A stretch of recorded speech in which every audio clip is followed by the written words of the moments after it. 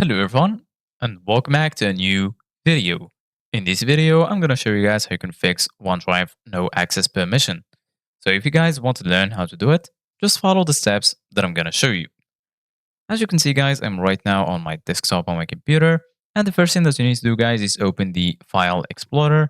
If you don't find it right here, just go to the Start menu and then search for File Explorer.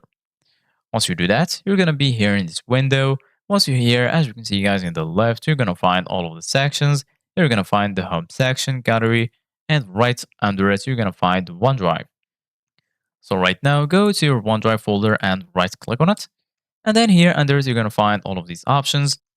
Right here, you're going to find the option to copy it, expand it, open it in a new tab, open a new window, and so on.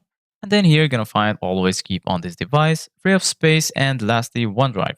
Go to OneDrive, and then here, you're going to find view online, settings, and lastly, folder color. So go ahead and click on settings. And then once you click on settings, right here, you're going to find all of the settings related to OneDrive. Here in the left, you're going to find all of the sections. So right here, you're going to find sync and backup, account, notifications, and lastly, about. First of all, go to account and then make sure your account is here. And then if your PC is unlinked to this account, go ahead and click on link this PC. If you find unlink this PC here, this means that your account is already linked. So once you link your account, go here to sync and backup, and then right here you're gonna find backup important PC folders to OneDrive.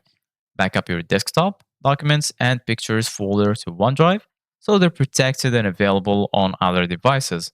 Go ahead and click on manage backup, and then right here you can enable backup for your documents, pictures, desktop, music, and lastly videos. And then once you finish, go ahead and click on save changes, and then you're good to go.